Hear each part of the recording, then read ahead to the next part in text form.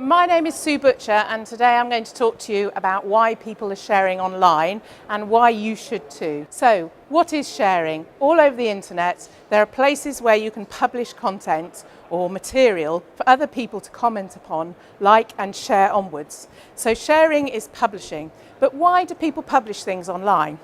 Well, the first reason is they publish because they have something to say. Okay, if you want to influence people's opinion, you really need to get yourself a blog. And here's L. Ron Burrell using one to become a thought leader. He's using it to spread his influence about what sustainability really should mean to us today. And you should really go and check out his blog. So if you want to share, you need to use a blog.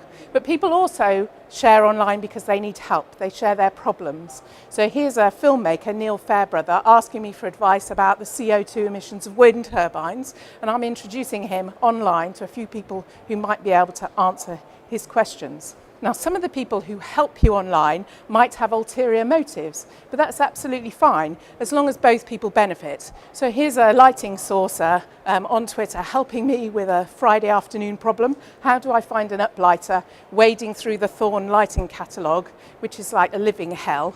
Well, you go online and share a photograph of a sketch and they solve your problem in half an hour.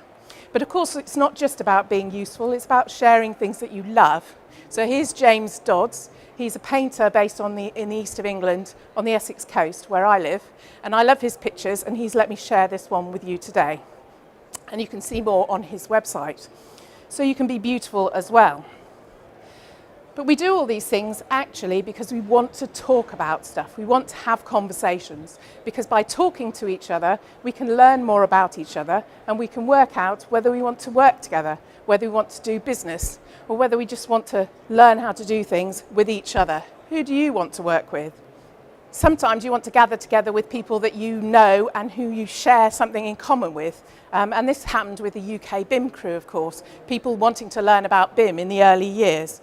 And so getting together with people where you have a like mind is a really good idea. But not everybody wants to do that. Some people want to carve their own furrow.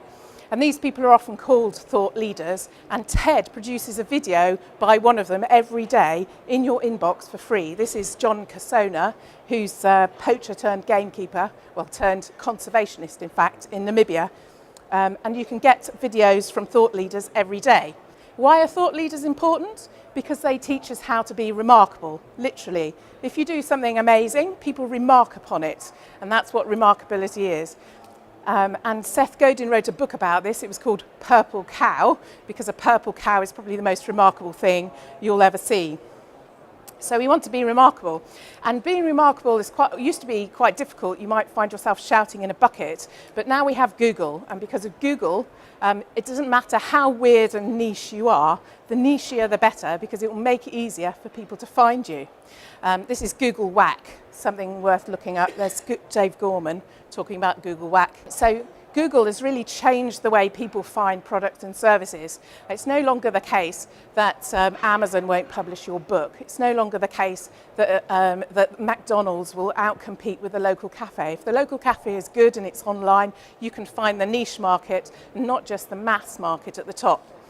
But in order to do that, you need to be very specific about what you want to do. When I worked for an architect, we rebuilt the services section of our website to be very clear about who we work for and what the benefits for them of working with us are. And you can do that online 24/7. You can be the best at what you do if you share stuff online about it.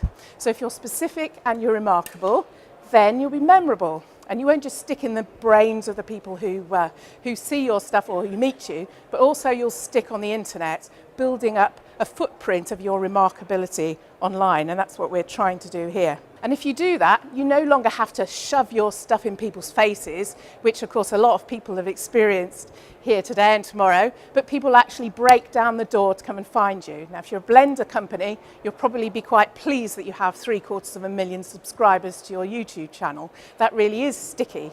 But you don't have to be a blender company to be remarkable about what you do and what's special about what you've got to share. Because the only thing you need to do, as Seth Godin said, is make something wonderful and then tell stories about it. And those two things really differentiate organisations today. And here's an example from one of my clients. Lastly, it's very important that you don't worry about sharing things online. A lot of people worry about this, but David Meerman Scott said that your competition already know what's different about you. It's just that people like leaders and not followers. So if you're the first to talk about stuff, and if you do it properly in your own way, it doesn't matter that your competition know. So here's your homework. Say something. Don't forget to ask for help. Be useful and beautiful. Make conversation either in groups that you agree with or swim the other way. But be remarkable, be searchable, and be specific, and then you'll be sticky. And yes, you don't have to worry, because you're not alone in this at all. We're all online, and we're all listening to you. And if you actually pay attention, you might find that we're talking to you as well. So my advice to you is to come online, find out what people are talking about, and join the conversation and start sharing. So that's all from me. Now I'm at Ecobuild today and tomorrow. So if you want to talk in real life as well as online, please come and find me, or you can Google me online. Thank you very much for your time.